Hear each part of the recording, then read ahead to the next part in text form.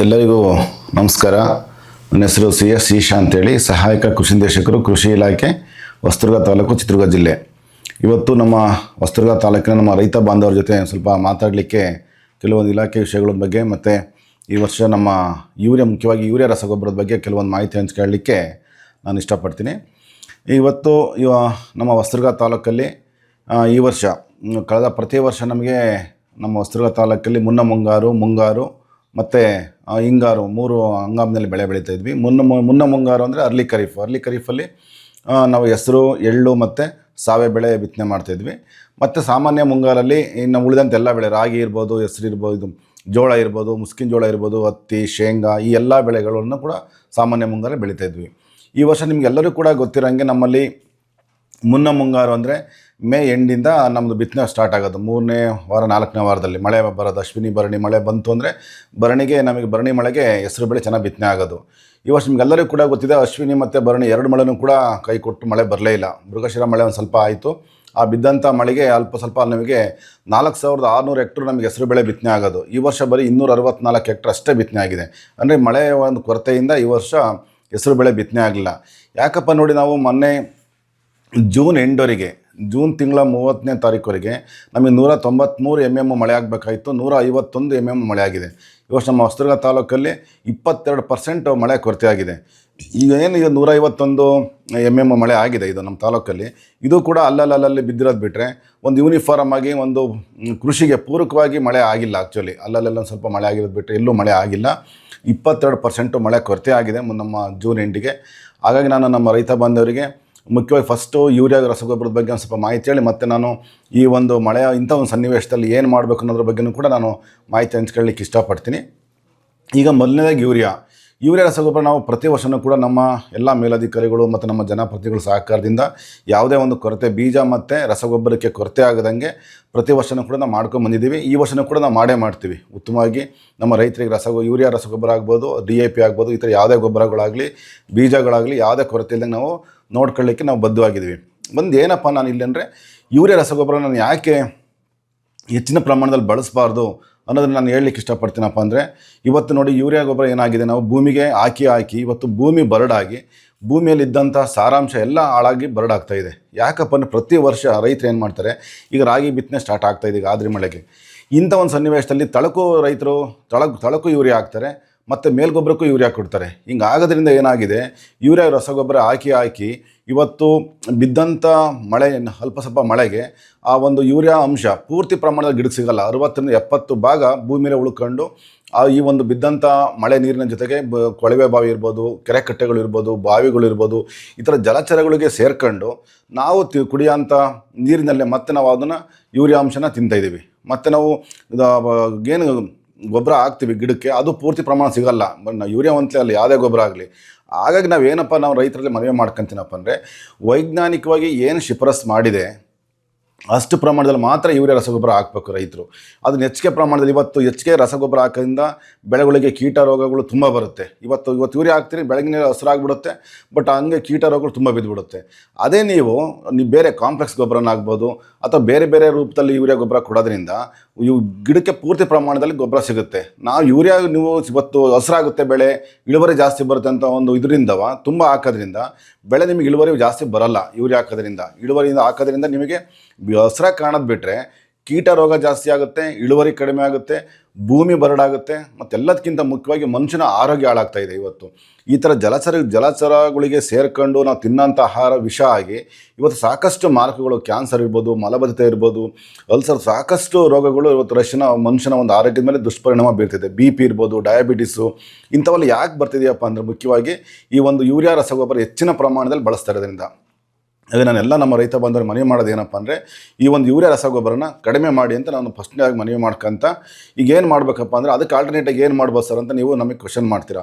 ಸಾಕಷ್ಟು ನಮ್ಮ ಹಳೆ ಪದ್ಧತಿಗಳಲ್ಲಿರ್ಬೋದು ಅಥವಾ ಈ ಯೂರಿಯಾನೇ ಜುಡಿಷಿಯಲ್ ಮ್ಯಾನೇಜ್ಮೆಂಟನ್ನು ಒಂದು ವೈಜ್ಞಾನಿಕ ಶಿಫಾರಸು ಪ್ರಮಾಣದಲ್ಲಿ, ಈಗ ನಾವು ಎಕ್ಸಾಂಪಲ್ಲು ರಾಗಿ ಬೆಳೆ ತೊಗೊಂಡ್ರೆ ರಾಗಿಗೆ 40 ಪ್ರಮಾಣದಲ್ಲಿ 40 kg ನೈಟ್ರೋಜನ್ ಹಾಕಬೇಕು, 20 kg ಫಾಸ್ಫರಸ್, 20 kg ಪೊಟ್ಯಾಷ್ ಹಾಕಬೇಕಾಗುತ್ತೆ. 40-20 ಪ್ರಮಾಣದಲ್ಲಿ. ಆದರೆ ನಮ್ಮ ರೈತರು ಈಗ 40 ಅಂದರೆ 2 ಚೀಲ ಗೊಬ್ಬರ ಸಾಕು ಯೂರಿಯಾ, ಯಾವುದಕ್ಕೆ ರಾಗಿಗೆ. ಅಲ್ಲಿ ನಾವು ತಳ ಗೊಬ್ಬರ ಕೊಡಬೇಕಲ್ಲೂ ಕೂಡ ಕಾಂಪ್ಲೆಕ್ಸ್ ರೂಪದಲ್ಲಿ ಯೂರಿಯಾ ಅಂಶ ಕೊಟ್ಟಿರ್ತೀವಿ. 20 ಇರ್ಬೋದು, DAP ಆಗ್ಬೋದು, ಅಥವಾ 10-26 ಏನು ಗಟ್ಟಿ ಗೊಬ್ಬರ ನೀವು ರಾಗಿ ಜೊತೆ ಹಾಕಿ ಬಿತ್ತನೆ ಮಾಡ್ತೀರಾ, ಅಲ್ಲೂ ಕೂಡ ನಾವು ಯೂರಿಯಾ ಕೊಟ್ಟಿರ್ತೀವಿ. ಅದರಲ್ಲೂ ಕೂಡ ಸಾರಜನಕ ಅಂಶ ಇರುತ್ತೆ. ಮೇಲ್ ಗೊಬ್ಬರ ಆಗಿ ಒಂದು ಚೀಲ ಕೊಟ್ಟರೆ ಸಾಕು. ನಾವು 2 ಚೀಲ 3 ಚೀಲ ಯಥೇಚ್ಛವಾಗಿ ಹಾಕ್ತೀವಿ. ಅದಕ್ಕೆ ಇದನ್ನು ಕಡಿಮೆ ಮಾಡಿ ವೈಜ್ಞಾನಿಕ ಶಿಫಾರಸಿನ ಪ್ರಮಾಣದಲ್ಲಿ ನೀವು ಅಪ್ಲೈ ಮಾಡಿ ಯೂರಿಯಾ ಅಂತ ನಾನು ಮನವಿ ಮಾಡ್ಕೊತೀನಿ. ಈ ಯೂರಿಯಾಕ್ಕೆ ಆಲ್ಟರ್ನೇಟಿವ್ ಏನು ಮಾಡ್ಬೋದಪ್ಪ ಅಂತಂದರೆ, ಈಗ ನಮ್ಮಲ್ಲಿ ನ್ಯಾನೋ ಯೂರಿಯಾ ಅಂತ ಬಂದಿದೆ. ಇದು ನ್ಯಾನೋ ಯೂರಿಯಾ ಅಂತ. ಇದು ಕಳೆದ 2-3 ವರ್ಷದಿಂದ ನಾವು ಇದನ್ನು ರೈತರಿಗೆಲ್ಲ ನಮ್ಮ ರೈತರ ಜಮೀನು ತಾಕಿನಲ್ಲಿ ಡೆಮಾನ್ಸ್ಟ್ರೇಷನ್ ಮಾಡಿ ಮತ್ತು ಡ್ರೋನ್ ಮುಖಾಂತರ ಸ್ಪ್ರೇ ಮಾಡೋದೆಲ್ಲ ತೋರಿಸ್ತಾ ಇದ್ದೀವಿ. ಇದು ಅತ್ಯಂತ ಒಂದು ಉತ್ಕೃಷ್ಟವಾದಂಥ ಮತ್ತು ಅತ್ಯಂತ ಉತ್ತಮವಾದಂಥ ಒಂದು ನ್ಯಾನೋ ಯೂರಿಯಾ ಇದು. ಈ ನ್ಯಾನೋ ಯೂರಿಯಾದಲ್ಲಿ ನ್ಯಾನೋ ರೂಪದಲ್ಲಿ ನೈಟ್ರೋಜನ್ ಅಂಶ ಇರುತ್ತೆ. ಈ ಒಂದು ನ್ಯಾನೋ ಯೂರಿಯಾ ಇದು 500 ml ಬಾಟಲ್ಲು. ಇದಕ್ಕೆ 225 ರೂಪಾಯಿ MRP ಇದೆ. ಇದು ಒಂದು ಬಾಟಲ್ಲು 1 ಎಕರೆಗೆ ಸಾಕಾಗುತ್ತೆ ನಮಗೆ. ಸೊ ಹಾಗಾಗಿ ನಾನು ರೈತರಿಗೆ ಏನು ಮನವಿ ಮಾಡ್ಕೊತೀನಪ್ಪ ಅಂದರೆ, 1 ಲೀಟರ್ ನೀರಿಗೆ 4ರಿಂದ 5 ml ಹಾಕ್ಕೊಂಡು ಇದನ್ನು ಸ್ಪ್ರೇ ಮಾಡಬೇಕು. ಇದನ್ನು ಯಾವಾಗ ಸ್ಪ್ರೇ ಮಾಡಬೇಕಪ್ಪ ಅಂದರೆ, ಒಂದು ಬೆಳೆ 30ರಿಂದ 35 ದಿವಸ ಇದ್ದಾಗ ಒಂದು ಸರಿ, ಮತ್ತು 40ರಿಂದ 45 ದಿವಸ ಇದ್ದಾಗ ಒಂದು ಸರಿ, ಈ 2 ಸ್ಟೇಜಲ್ಲಿ ಈ ಒಂದು ನ್ಯಾನೋ ಯೂರಿಯಾ ಸ್ಪ್ರೇ ಮಾಡಿದಾಗ ಗಿಡಕ್ಕೆ ಪೂರ್ತಿ ಪ್ರಮಾಣದಲ್ಲಿ ಈ ಒಂದು ನೈಟ್ರೋಜನ್ ಅಂಶ ಸಿಗುತ್ತೆ. ಅದೇ ನೀವು ಅರಳು ರೂಪದ ಯೂರಿಯಾ ಹಾಕಿದ್ರೆ ಪೂರ್ತಿ ಪ್ರಮಾಣದಲ್ಲಿ ಗಿಡಕ್ಕೆ ಸಿಗಲ್ಲ. ಒಂದು 30-40% ಅಷ್ಟೇ ಸಿಗುತ್ತೆ. ಉಳಿದೆಲ್ಲ ಭೂಮಿ ಸೇರ್ಕೊಳ್ಳುತ್ತೆ ಮತ್ತು ಜಲಚರಗಳಿಗೆ ಹೋಗಿ ಸೇರ್ಕೊಂಡು ನಾವೇ ತಿಂತೀವಿ. ಅದ್ರ ಬದಲು ಇದನ್ನು ಸ್ಪ್ರೇ ಮಾಡಿದರೆ, ನಾವು ಪೋಲಿಯರ್ ಎಲೆ ಮೇಲೆ ಸ್ಪ್ರೇ ಮಾಡೋದ್ರಿಂದ ಪೂರ್ತಿ ಪ್ರಮಾಣದಲ್ಲಿ ಗಿಡಕ್ಕೆ ಸಿಗುತ್ತೆ. ಹಾಗಾಗಿ ಇದು ಎಲ್ಲೂ ಕೂಡ ಭೂಮಿ ಬಿದ್ದು ವೇಸ್ಟ್ ಆಗಲ್ಲ. ಸೊ ಒಂದು. ಎರಡನೇದು, ನೀವು ಮಾರುಕಟ್ಟೆಯಲ್ಲಿ ಈ ಒಂದು ಯೂರಿಯಾ ರಸಗೊಬ್ಬರಕ್ಕೆ ಚೀಲದಲ್ಲಿ ದೊಡ್ಡ ಪ್ರಮಾಣದ ತಗೊಂಡೋಗೋದಾಗಲಿ, ಸಾಗಾಣಿಕೆ ವೆಚ್ಚ ಆಗ್ಬೋದು, ಟ್ರಾನ್ಸ್ಪೋರ್ಟ್ ಆಗ್ಬೋದು, ಇವೆಲ್ಲ ಖರ್ಚು ವೆಚ್ಚಗಳು ಜಾಸ್ತಿ ಬರ್ತವೆ. ಇದರಲ್ಲಿ ಏನಪ್ಪ ಅಂದರೆ, ಒಂದು ರೈತರು ಸ್ಪ್ರೇ ಮಾಡೋದು ಒಂದು ಅಡಿಷ್ನಲ್ ನಿಮಗೆ ವರ್ಕ್ ಆಗುತ್ತೆ, ಬಟ್ ಪರಿಪೂರ್ಣ ಆಗುತ್ತೆ. ಒಂದು ಆರೋಗ್ಯ ದೃಷ್ಟಿಯಲ್ಲೂ ಅನುಕೂಲ ಆಗುತ್ತೆ, ವೆಚ್ಚನೂ ಕೂಡ ಕಡಿಮೆ ಆಗುತ್ತೆ. ಆಗ ನಮ್ಮ ಎಲ್ಲ ರೈತರಿಗೂ ಅರಳು ರೂಪದ ಯೂರಿಯಾದ ಬದಲಾಗಿ ಈ ನ್ಯಾನೋ ಯೂರಿಯಾನ 1 ಲೀಟ್ರಿಗೆ 4ರಿಂದ 5 ml ಹಾಕ್ಬಿಟ್ಟು 30ರಿಂದ 35 ದಿನ ಆದಾಗ ಒಂದು ಸರಿ ಸ್ಪ್ರೇ ಮಾಡಿ, ಮತ್ತು 40ರಿಂದ 45 ದಿನ ಆದಾಗ ಇನ್ನೊಂದು ಸರಿ ಸ್ಪ್ರೇ ಮಾಡಬೇಕು ಅಂತ ಮನವಿ ಮಾಡ್ಕೊತೀನಿ. ಈ ಒಂದು ನ್ಯಾನೋ ಯೂರಿಯಾ ಅಲ್ಲದೆ ನಾವು ಏನು ಮಾಡ್ಬೋದಪ್ಪ ಇನ್ನೂ ಆಲ್ಟರ್ನೇಟಾಗಿ ಈ ಒಂದು ಯೂರಿಯಾಕ್ಕೆ ಪರ್ಯಾಯವಾಗಿ ಅಂದರೆ, ನಾವು ತಳಗೊಬ್ಬರ ಕೊಡಬೇಕಾದ್ರೆ ನಾವು ಬಿತ್ತನೆ ಮಾಡೋಕ್ಕಿಂತ ಮುಂಚೆ ಕೊಟ್ಟಿಗೆ ಗೊಬ್ಬರ ಹಾಕ್ಕೋಬೋದು, ತಿಪ್ಪೆ ಗೊಬ್ಬರ ಹಾಕ್ಬೋದು, ಕುರಿ ಗೊಬ್ಬರ ಹಾಕ್ಬೋದು, ಮೇಕೆ ಗೊಬ್ಬರ ಹಾಕ್ಬೋದು.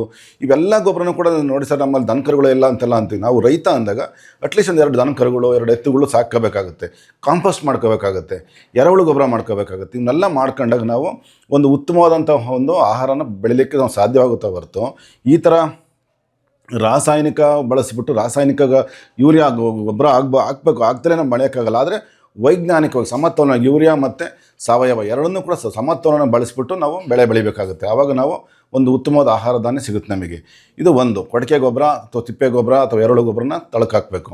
ಎರಡನೇದಾಗಿ ಬಿತ್ತಿದ ನಂತರ ನೀವು ಕೊಟ್ಟಿಗೆ ಗೊಬ್ಬರ ಜೊತೆ ಬಯೋ ಫರ್ಟಿಲೈಸರ್ ಅಂತ ಬರುತ್ತೆ ನಮ್ಮೆಲ್ಲ, ಜೈವಿಕ ಗೊಬ್ಬರಗಳು ಅಂತ ನಮ್ಮ ರೈತ ಸಂಪರ್ಕ ಕೇಂದ್ರಗಳು ಸಿಗುತ್ತೆ, ಹೊರಗಡೆ ಅಂಗಡಿಗಳಲ್ಲೂ ಸಿಗುತ್ತೆ. ಜೈವಿಕ ಗೊಬ್ಬರ ಯಾವುದಿರ್ಬೋದು, ಅಜೋಸ್ಪಿರಿಲಮ್ ಇರ್ಬೋದು, ರೈಜೋಬಿಯಮ್ ಇರ್ಬೋದು, ರೈಜೋಬ್ಯಾಕ್ಟರ್ ಇರ್ಬೋದು, ಅಥವಾ ಈ ಥರ ಬೇರೆ ಬೇರೆ ಮೇಯ್ನಾಗಿ ನಮ್ಮ ಹೊಸದುರ್ಗ ತಾಲೂಕು ಸೂಕ್ತವಾಗಿ ರೈಜೋಬಿಯಮು, ಅಜೋಸ್ಪಿರಿಲಮು, ಅಜೋಬ್ಯಾಕ್ಟರು, ಈ ಒಂದು ಜೈವಿಕ ಗೊಬ್ಬರಗಳನ್ನು ಒಂದು 5ರಿಂದ 10 kg ತಂದುಬಿಟ್ಟು ಒಂದು 100 kg ಕೊಟ್ಟಿಗೆ ಗೊಬ್ಬರದಲ್ಲಿ ಮಿಕ್ಸ್ ಮಾಡಿ ಒಂದು ಸ್ವಲ್ಪ ನೀರು ಚಿಮ್ಮಿಸಿ ನೆರಳಲ್ಲಿ ಇಡಬೇಕು. ಒಂದು 15 ದಿವಸ ಆದಮೇಲೆ ಮತ್ತು ಅದನ್ನು ಒಂದು 100 ಟನ್ನು ಅಥವಾ ಒಂದು 100 ಕ್ವಿಂಟಾಲ್, ಒಂದು ಹೆಕ್ಟೇರಿಗೆ ನಾವು ಎಷ್ಟು ಗೊಬ್ಬರ ಹಾಕ್ತೀವಿ, 5 ಟನ್ನು 10 ಟನ್ನು ಆ ಕೊಟ್ಟಿಗೆ ಗೊಬ್ಬರದಲ್ಲಿ ಮಿಕ್ಸ್ ಮಾಡಿಬಿಟ್ಟು ಸಮತೋಲನದಲ್ಲಿ ಎಲ್ಲ ನಮ್ಮ ಹೊಲಕ್ಕೆ ನಾವು ಬಿತ್ತನೆ ಮಾಡೋಕ್ಕಿಂತ ಮುಂಚೆ ಭೂಮಿಗೆ ನೀವು ಬೆರೆಸಿದ್ದೆ ಆದರೆ, ಸೊ ವಾತಾವರಣದಲ್ಲಿರೋಂತಹ ಸಾರಜನಕಾಂಶನ ಈ ಒಂದು ಜೈವಿಕ ಜೀವಾಣುಗಳು ಅದನ್ನು ಅಬ್ಸರ್ವ್ ಮಾಡಿ ಗಿಡಕ್ಕೆ ಕೊಡ್ತವೆ. ಅಲ್ಲೂ ಕೂಡ ನಮಗೆ ಒಂದು ಉತ್ತಮವಾಗಿ ಸಿಗುತ್ತೆ. ನೋಡಿ, ನಿಮಗೆ ಮಳೆ ನಮ್ಮ ವಾತಾವರಣದಲ್ಲೂ ಕೂಡ 71% ನಮಗೆ ಸಾರಜನಕ ಇದೆ, ಅದನ್ನು ಅಬ್ಸರ್ವ್ ಮಾಡಿ ಗಿಡಕ್ಕೆ ಕೊಡುತ್ತೆ. ಇದು ಜೈವಿಕ ಅಣುಗಳು ಆ ಥರ ಹೆಲ್ಪ್ ಆಗುತ್ತೆ. ನ್ಯಾನೋ ಯೂರಿಯಾ ಆಯಿತು, ಕಾಂಪೋಸ್ಟ್ ಗೊಬ್ಬರ ಆಯಿತು, ಇವೆಲ್ಲವನ್ನೂ ಕೂಡ ಜೊತೆಗೆ ಇನ್ನೂ ಒಂದು ಮುಖ್ಯವಾಗಿ ಏನಪ್ಪ ಅಂದರೆ ಜೀವಾಮೃತ ಅಂತ ನಾವು ಹೇಳ್ತೀವಿ. ಜೀವಾಮೃತ ನಮಗೆ ಅಮೃತ ಇದ್ದಂಗೆ. ಅದು ನೀವು ಗಿಡಗಳಿಗೆ ಎಲ್ಲೆಲ್ಲಿ ನೀವು ಮುಖ್ಯವಾಗಿ ಒಂದು ಟ್ರಯಲ್ ಮಾಡಬೇಕು ಅಂದರೆ, ಒಂದು ಅರ್ಧ ಎಕರೆಗೆ ಅಥವಾ ಒಂದು 10 ಗುಂಟೆಗೆ ಅಥವಾ ನಿಮ್ಮ ಅಡಿಕೆ ತೋಟ, ತೆಂಗಿನ ತೋಟಗಳಿಗೆ ಜೀವಾಮೃತ ಮಾಡ್ಕೊಳ್ಳಿ. ಜೀವಾಮೃತ ಮಾಡಿ ನೀವು ಹಾಕಿದ್ದೆ ಆದರೆ, ಸೊ ನೀವು ಅಡಿಕೆ ಮತ್ತು ತೆಂಗಲ್ಲಿ ಒಂದು ಅರಳು ಉದುರಲ್ಲ. ಅಷ್ಟೇ ಅಲ್ಲದೆ ನಿಮ್ಮ ಭೂಮಿ ಒಳ್ಳೆ ಹೂವದಂಗೆ ಆಗುತ್ತೆ. ಜೀವಾಮೃತ ಹೆಂಗಪ್ಪ ಮಾಡ್ಕೊಳ್ಳೋದು ಅಂತಂತಂದರೆ, ಒಂದು 10 kg ಸಗಣಿ ಒಂದು ನಾಟಿ ಹಸಿಂದ ತುಂಬ ಒಳ್ಳೆಯದು, ಒಂದು 10 ಲೀಟ್ರು ದನಿಂದ ಗಂಜಲ, ಮತ್ತು ಒಂದು 5 kg ಬೆಲ್ಲ, 2 kg ದ್ವಿದಳ ಧಾನ್ಯ ಹಿಟ್ಟು, ಮತ್ತು 1 ಇಡಿ ಮಣ್ಣು. ಆ 1 ಇಡಿ ಮಣ್ಣು ಎಲ್ಲಿದಪ್ಪ ಅಂದರೆ, ನೀವು ಯಾವ ಹೊಲಕ್ಕೆ ಹಾಕಬೇಕು ಈ ಜೀವಾಮೃತ ಅಂದ್ಕೊಂಡಿದ್ರಲ್ಲ ಆ ಹೊಲದ 1 ಇಡಿ ಮಣ್ಣು. ಇದನ್ನು 10 kg ಗಂಜಲ, 10 kg ಸಗಣಿ, ಇದನ್ನು ಒಂದು 200 ಲೀಟ್ರ್ ಡ್ರಮ್ಮಿಗೆ ಹಾಕ್ಬಿಟ್ಟು, ಮತ್ತು 5 kg ಬೆಲ್ಲ, ಮತ್ತು 2 kg ದ್ವಿದಳ ಧಾನ್ಯ ಹಿಟ್ಟು. ದ್ವಿದಳ ಧಾನ್ಯ ಹಿಟ್ಟು ಅಂದರೆ ಅಲಸಂದಿ ಇರ್ಬೋದು, ಕಡಲೆ ಇರ್ಬೋದು, ಹುರುಳಿ ಇರ್ಬೋದು, ಈ ಥರ ದ್ವಿದಳ ಧಾನ್ಯಗಳು ಹಿಟ್ಟು ಮತ್ತು ಒಂದು ಇಡೀ ಮಣ್ಣನ್ನು ಇದನ್ನು ಹಾಕ್ಬಿಟ್ಟು ಕ್ಲಾಕ್ ವೈಸು 7 ದಿನ ಬೆಳಿಗ್ಗೆ ಮತ್ತು ಸಾಯಂಕಾಲ ತಿರುಗಬೇಕು. ಮತ್ತು 7 ದಿನ ಆದಮೇಲೆ ಆ 200 ಲೀಟ್ರು ಏನು ಜೀವಾಮೃತ ರೆಡಿ ಆಗುತ್ತೆ ಅದನ್ನು ಪ್ರತಿಯೊಂದು ಅಡಿಕೆ ಗಿಡ ಇರ್ಬೋದು, ತೆಂಗಿನ ಗಿಡಕ್ಕೆ ಒಂದು 3 ಲೀಟ್ರ್ 4 ಲೀಟ್ರನ್ನ ವರ್ಷದಲ್ಲಿ 2 ಸರಿ ನೀವು ಮಾಡಿ ಹಾಕಿದ್ದೆ ಆದರೆ ನಿಮ್ಮ ಗಿಡ ಎಷ್ಟು ಫಲವತ್ತಾಗಿ ಬರುತ್ತೆ ಮತ್ತು ಎಷ್ಟು ರೋಗ ಮುಕ್ತವಾಗಿರುತ್ತೆ ನೀವು ಅಬ್ಸರ್ವ್ ಮಾಡಿ ನೋಡ್ಬೋದು. ಇದು ಜೊತೆಗೆ ನಾನು ನಮ್ಮ ಕೃಷಿ ಬೆಳೆ ಮಾಡಿದಾಗ ಒಂದು ಅರ್ಧ ಎಕರೆ ಟ್ರಯಲ್ ಮಾಡಿ ನೋಡಿ. ಯಾವುದು ರಾಗಿ ಇರ್ಬೋದು, ಸಾವೆ ಇರ್ಬೋದು, ಅಥವಾ ನಿಮ್ಮ ತರಕಾರಿ ಬೆಳೆಗಳಿಗೆ ಸಾಲ್ಗಂಡು ಒಂದು ಬಕೆಟಲ್ಲಿ ಉಯ್ಕೊಂತ ಹೋಗ್ಬಿಟ್ರೆ ಸೊ ನಿಮಗೆ ಯೂರಿಯಾ ನೀವೇನು ಈ ಯೂರಿಯಾನು ಬೇಡ, ನಿಮಗೆ 2 ರೂಪಾಯಿ ಯೂರಿಯಾನು ಬೇಡ. ನಿಮ್ಮದು ಆರೋಗ್ಯ ಎಷ್ಟು ಚೆನ್ನಾಗಿರುತ್ತೆ, ಎಷ್ಟು ಉತ್ತಮವಾಗಿರುತ್ತೆ ನೀವೇ ಅಬ್ಸರ್ವ್ ಮಾಡ್ಬೋದು. ಇದನ್ನು ನಾವು ಯಾಕೆ ಹೇಳ್ತಿದ್ದೀವಪ್ಪ ಅಂತಂದರೆ ಇವತ್ತು ಭೂಮಿಯ ಫಲವತ್ತತೆ ಕ್ಷೀಣಿಸಾಗಿ ಇವತ್ತು ಮನುಷ್ಯನ ಆರೋಗ್ಯನೂ ಹಾಳಾಗ್ತಾ ಇದೆ, ಭೂಮಿ ಆರೋಗ್ಯನೂ ಹಾಳಾಗ್ತಾ ಇದೆ, ಅಲ್ಟಿಮೇಟ್ ಇವತ್ತು ಮನುಷ್ಯನ ಜೀವಂತ ಅವಧಿ ಹಾಳಾಗ್ತಾ ಇದೆ. ಸೊ ಇವೆಲ್ಲ ಕಾರಣದಿಂದ ಇವತ್ತು ಸರ್ಕಾರ ಸಾಕಷ್ಟು ಹೆಚ್ಚಿನ ಒಂದು ಗಮನ ಕೊಟ್ಟು ವೈಜ್ಞಾನಿಕ ರೂಪದಲ್ಲಿ ಈ ಯೂರಿಯಾ ರಸಗೊಬ್ಬರನ ಬಳಸಬೇಕು ಅಂತೇಳಿ ಈ ಒಂದು ಹೊಸ ಟೆಕ್ನಾಲಜಿ ತಂದಿದೆ. ದಯವಿಟ್ಟು ಇದೆಲ್ಲರೂ ಇದನ್ನು ಬಳಸಬೇಕು. ಇದ್ರದ್ದು ರೇಟ್ 225 ರೂಪಾಯಿ. ಇದನ್ನು 3 ರಿಂದ 4 ರಿಂದ 5 ml ಹಾಕ್ಕೊಂಡು 30 ರಿಂದ 35 ಒಂದು ಸರಿ, 40 45 ಇನ್ನೊಂದು ಸರಿ ಸ್ಪ್ರೇ ಮಾಡಿ. ಈ ಒಂದು ಭೂಮಿಗೆ ಹೆಚ್ಚಿನ ಪ್ರಮಾಣದಲ್ಲಿ ಯೂರಿಯಾ ರಸಗೊಬ್ಬರ ಬಳಸೋದನ್ನು ಬಿಡಬೇಕು. ನ್ಯಾನೋ ಯೂರಿಯಾನ ಯೂಸ್ ಮಾಡಬೇಕು. ಈ ನ್ಯಾನೋ ಯೂರಿಯಾ ಅಷ್ಟೇ ಅಲ್ಲ, ನ್ಯಾನೋ DAP ಕೂಡ ಇದೆ, ನ್ಯಾನೋ DAP ಕೂಡ ಬಂದಿದೆ. ಈ ನ್ಯಾನೋ DAP ಅಷ್ಟೇ, ಇದು ಕೂಡ ಅತ್ಯಂತ ಉತ್ತಮವಾದಂಥ ಒಂದು ನ್ಯಾನೋ ಗೊಬ್ಬರದ ಬದಲು ನ್ಯಾನೋ DAP ಇದೆ. ಇದು ಕೂಡ ಅಷ್ಟೇ 1 ಲೀಟ್ರಿಗೆ 5 ml ಹಾಕ್ಕೊಂಡು ಒಂದು 30 to 30 ರಿಂದ 35 ದಿನ ಅಥವಾ ಒಂದು ಸರಿ, ಇನ್ನೊಂದು 40 45 ಇನ್ನೊಂದು ಸರಿ, ಸೇಮ್ ವೆಜಿಟೇಟಿವ್ ಸ್ಟೇಜಿಗೆ ಬಂದಾಗ ಬೆಳವಣಿಗೆ ಹಂತದಲ್ಲಿದ್ದಾಗ ಇದನ್ನು ಒಂದು ಸ್ಪ್ರೇ ಮಾಡ್ಬೋದು. ನೀವು ಮೇಲ್ ಗೊಬ್ಬರ ಕೂಡ ಬದಲು ಈ ಒಂದು ನ್ಯಾನೋ DAP ಕೂಡ ಸ್ಪ್ರೇ ಮಾಡ್ಬೋದು. ಇದು 500 ml ಗೆ 600 ರೂಪಾಯಿ ಆಗುತ್ತೆ ಒಂದು ಬಾಟ್ಲಿಗೆ. ಸೊ ಒಂದು ಬಾಟಲು 1 ಎಕರೆಗೆ ಆಗುತ್ತೆ. ಅದು ಇದು ಕೂಡ ಅಷ್ಟೇ 225 ರೂಪಾಯಿ ಒಂದು ಬಾಟಲ್ಲು. ಇದು ಕೂಡ 1 ಎಕರೆಗೆ ಆಗುತ್ತೆ. ನೀವೇನೋ ಒಂದು ಚೀಲ ಗೊಬ್ಬರ ಹಾಕ್ತೀರೋ ಅಲ್ಲಿ ಸಮಾಂತರವಾಗಿ ಒಂದು ಅರ್ಧ ಲೀಟ್ರ್ ಬಾಟಲ್ ಕೆಲಸ ಮಾಡುತ್ತೆ. ಆಗ ದಯವಿಟ್ಟು ಎಲ್ಲರೂ ಕೂಡ ಈ ಒಂದು ನ್ಯಾನೋ ಟೆಕ್ನಾಲಜಿ ಬಳಸ್ಕೊಳ್ಳಿ ಅಂತ ಹೇಳ್ತಾ, ಮುಂದಿನ ದಿನಗಳಲ್ಲಿ ನಿಮಗೆ ತಕ್ಷಣ ಈ ಟೆಕ್ನಾಲಜಿ ಹೊಂದ್ಕೊಳಕ್ಕಾಗ್ತಿಲ್ಲ, ಒಂದು ಅರ್ಧ ಎಕರೆ ಮಾಡಿ ನೋಡಿ ಅಂತ ನಾನು ಮನವರಿಕೆ ಮಾಡ್ಕೊತಿರೋದು. ಕಳೆದ ಒಂದು 3 ವರ್ಷದಲ್ಲೂ ಕೂಡ ನಾವು ಎಲ್ಲ ಕಡೆ ತಾಲೂಕಿನಾದ್ಯಂತ ಈ ದೃಶ್ಯ ಮಾಧ್ಯಮ ಇರ್ಬೋದು, ಮುದ್ರಣ ಮಾಧ್ಯಮ ಇರ್ಬೋದು, ಅಥವಾ ರೈತರು ವಾಟ್ಸಪ್ ಗ್ರೂಪು ಸಾಕಷ್ಟು ನಾವು ಪ್ರಚಾರ ಕೊಟ್ಟಿದ್ದೀವಿ. ಎಲ್ಲರಿಗೂ ಮಾಹಿತಿ ಸಿಗ್ತಾ ಇದೆ. ಇನ್ನೂ ಹೆಚ್ಚಿನ ಮಾಹಿತಿ ಬೇಕು ಅಂದರೆ ನಮ್ಮ ಹತ್ತಿರ ರೈತ ಸಂಪರ್ಕ ಕೇಂದ್ರ ಇರ್ಬೋದು, ನಮ್ಮ ಕೃಷಿ ಇಲಾಖೆ ಇರ್ಬೋದು, ಅಥವಾ ತೋಟಗಾರಿಕೆ ಇರ್ಬೋದು, ಅಥವಾ ರೇಷ್ಮೆ ಇಲಾಖೆ ಸಂಪರ್ಕಿಸಿ ಹೆಚ್ಚಿನ ಒಂದು ಮಾಹಿತಿ ಪಡೆದು ಈ ಒಂದು ಸಮಾಜದ ಆರೋಗ್ಯ ಮತ್ತು ಒಂದು ಈ ಕೃಷಿಯ ಒಂದು ನಿಮ್ಮ ಖರ್ಚನ್ನು ವೆಚ್ಚ ಕಡಿಮೆ ಮಾಡ್ಕೊಂಡು ಆದಾಯ ಜಾಸ್ತಿ ಮಾಡ್ಕೊಳ್ಳಿ ಅಂತ ಹೇಳ್ತಾ, ಈ ಒಂದು ಎಲ್ಲರೂ ಕೂಡ ಈ ಒಂದು ಸರ್ಕಾರದ ಜೊತೆ ಕೈ ಜೋಡಿಸಿ ವೈಜ್ಞಾನಿಕ ಶಿಫಾರಸ್ಸಿನಂತೆ ಯೂರಿಯಾ ರಸಗೊಬ್ಬರನ ಬಳಸೋಣ, ಮತ್ತು ಇತರ ರಸಗೊಬ್ಬರನೂ ಕೂಡ ಲಿಮಿಟಾಗಿ ಬಳಸೋಣ ಅಂತ ಹೇಳ್ತಾ, ನಮ್ಮ ಇಲಾಖೆಯ ಒಂದು ಜೊತೆಗೆ ತಾವೆಲ್ಲರೂ ಇದ್ದೀರಾ, ಕೈ ಜೋಡಿಸ್ತೀರಾ, ನಮ್ಮ ಈ ಒಂದು ವಿಡಿಯೋದಲ್ಲಿರೋಂಥ ಮಾಹಿತಿನ ಅನುಸರಿಸ್ತೀರಂತ ನಿಮ್ಮಲ್ಲಿ ಒಂದು ನಂಬಿಕೆ ಇಟ್ಟು ಈ ಒಂದು ಮಾಹಿತಿನಲ್ಲಿ ಮುಕ್ತಾಯಗೊಳಿಸ್ತೀನಿ. ಎಲ್ಲರಿಗೂ ಧನ್ಯವಾದಗಳು. ನಮಸ್ಕಾರ.